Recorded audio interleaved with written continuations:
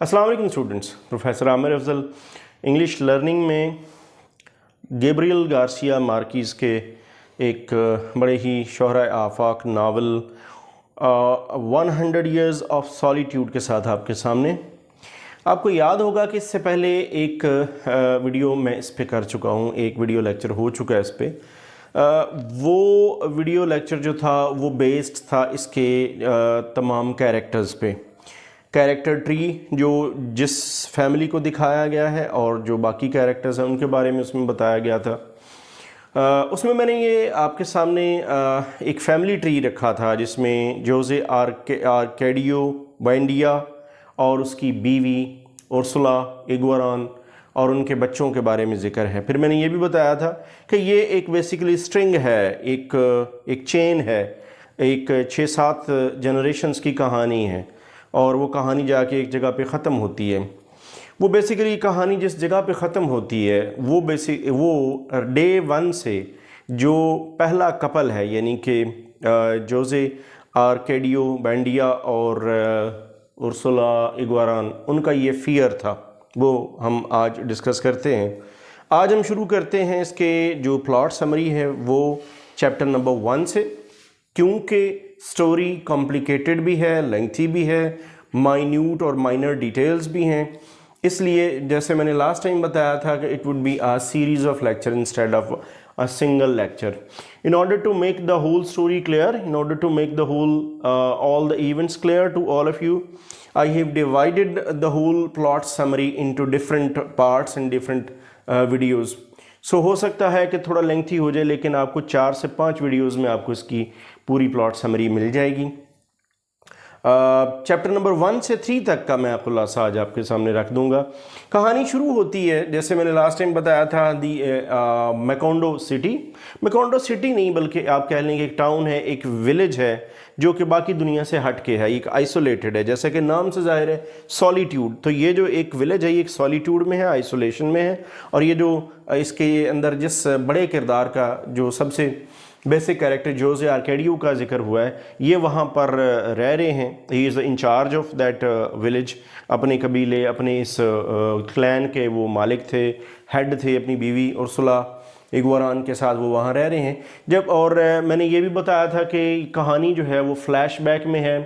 तो फ्लैशबैक यहाँ से स्टार्ट होता है कि कर्नल ऑर्लियानो फ्लैशबैक में देखते हैं मेमोरीज़ अपने फादर के बारे में, जोसे आर्केडियो बुएंडिया के बारे में, कि वो बहुत साइंटिफिक नॉलेज में बहुत ज़्यादा इंटरेस्ट रखते थे। उनको अल्केमी का एक सो कॉल्ड जैसे हम कहते हैं एक नॉलेज है सोना बनाने का, तो उसमें उनकी बहुत ज़्यादा इंटरेस्ट थी।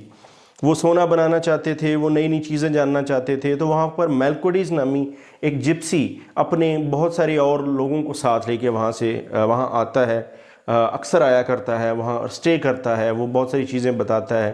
तो जोसे आर्केडियो उसमें बहुत ज़्यादा इंटरेस्ट लेते हैं और एट द सेम टाइम जहाँ वो बहुत ज़्यादा अपने साइंटिफिक नॉलेज में इंटरेस्ट लेते हैं, एट द सेम टाइम उनकी ख्वाहिश और भी है कि वो अपनी इस आइसोलेशन से बाहर निकलें। आइसोलेशन उन्होंने इसलिए रखी है कि वो ये चाहते हैं कि वो साइंटिफिक नॉलेज जैसे एक लैब वर्क होता है उसके लिए अपने आप को कन्फाइन करके रखें। तो बहरहाल एट द सेम टाइम उनको ये भी पता है कि मेरा जो ये विलेज है इसके एक तरफ समंदर है, एक तरफ पहाड़ है, तो मुझे यहाँ इस आइसोलेशन से बाहर भी निकलना है। तो ये थोड़ी सी फ्लैशबैक टेक्निक में फ्लैशबैक में बताया जाता है जोसे आर्केडियो के बारे में। फिर ये भी बताया गया कि उस वक्त एक आइस दिखाई गई। आइस जब दिखाई गई तो बिल्कुल it was just like a new thing for the family, for the clan, for this community, specially for जोसे आर्केडियो। वो उसको एक मिरर की तरह समझ रहे थे। आइस का भी मेंशन है। मेलकोडीज के बारे में बताया गया कि खबर आई कि उसकी डेथ हो चुकी है। फिर फ्लैशबैक में चैप्टर 2 में हम ये देखते हैं कि जोसे आर्केडियो और उर्सुला इग्वारान के बारे में बताया गया। वेरी बेसिक इंसिडेंट, आप कह लें कपल, और जो इस अगली पूरी कहानी का एक आप कह लें कि पिवटल और जो बेसिक पॉइंट है वो ये इनकी शादी है। इन्होंने शादी अपनी फैमिली से हट के की थी, as against the norms and traditions of the family से इन्होंने अपोजिशन मोल ले के, यानी उनसे उनकी मर्ज़ी के बगैर शादी की।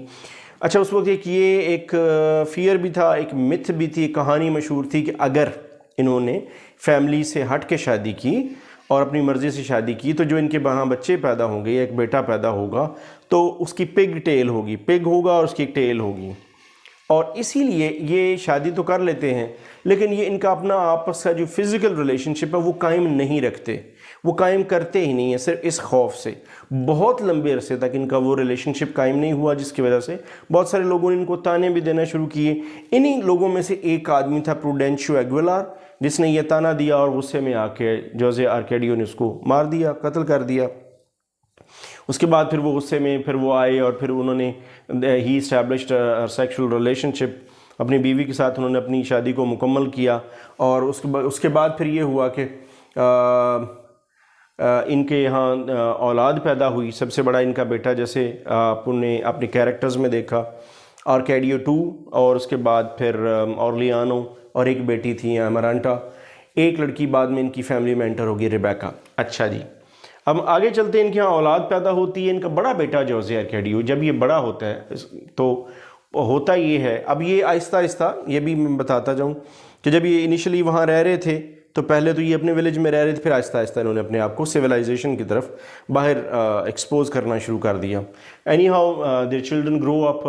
جوزے آرکیڈیو کا بیٹا، بڑا بیٹا جو تھا، وہ اس کو ایک جپسی عورت اس سے بہت زیادہ اٹریکٹ ہوئی، پلار ٹرنیرا اس کا نام تھا، اور اس کے ساتھ اس نے سیکشل ریلیشن شپ قائم کیا، شی گیٹس پریگننٹ۔ بعد میں پھر سیم آرکیڈیو جو جوزے کا بیٹا تھا، وہ ہی fall in love with under girl of gypsies, اور جب جپسیز وہاں سے موو کیا، وہ وہاں سے گئے، تو آرکیڈیو بھی ان کے ساتھ ہی وہاں سے چلا گیا، غائب ہو گیا۔ اس بات سے بہت دکھ تھا اس بات کا جوزے آرکیڈیو ارسلا کو۔ بعد میں پھر یہ پلار نے ایک بچے کو جنم دیا جو اس کا اللیجیٹیمیٹ چائلڈ تھا آرکیڈیو کا، اس کا نام بھی آرکیڈیو رکھا گیا۔ اسی دوران ایک لڑکی نے جوائن کیا ان کی فیملی کو، جس کا نام تھا ریبیکا۔ ریبیکا ایک ایسی مرض کا شکار جسے امنیزیا کہتے ہیں، یعنی لاس آف میموری، اور اس کی پیرنٹہوڈ کے بارے میں نہیں پتا، اس کا اوریجن کیا ہے یہ نہیں پتا، تو وہ اڈاپٹیڈ ڈاٹر بن جاتی اس فیملی کی، وہ پھر وہاں رہنا شروع کر دیتی ہے۔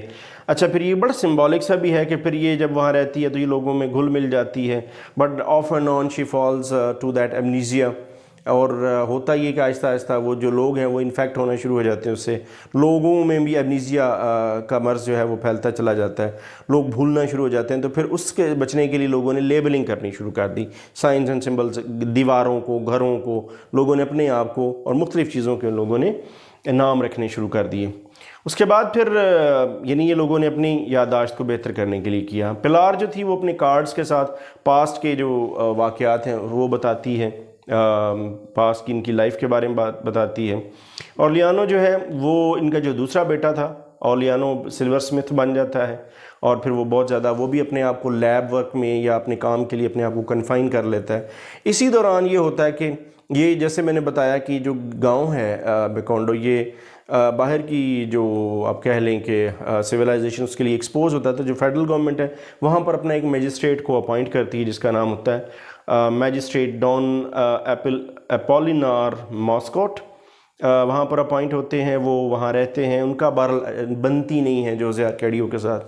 آرکیڈیو ان کو وہاں سے جانے پر مجبور کر دیتے ہیں کیونکہ وہ تھوڑی سختی کرتے ہیں ایڈمنسٹریشن میں، تو جب چلے جاتے ہیں بعد میں پھر وہ دوبارہ سے اپنے کانسٹیبل اور اپنی فورس لے کے آتے ہیں۔ But anyhow in the meantime انہی میجسٹریٹ صاحب کی بیٹی جو ہے اورلیانو کو پسند آ جاتی ہے، جس کا نام ہوتا ہے ریمیڈیس ماسکوٹ۔ وہ اس بیٹی کے عشق میں مبتلا ہو جاتے ہیں اور بعد میں پھر وہ اس سے شادی کر لیں گے۔ یہ کہانی کرنل اورلیانو کی فلیش بیک سے شروع ہوئی اور اسی کرنل اورلیانو کی شادی پر ختم ہوتی ہے۔ This video contains the incidents of chapter number 1, 2 and 3. Inshallah, I'll come back in next video with more details on coming chapters. Thanks for watching.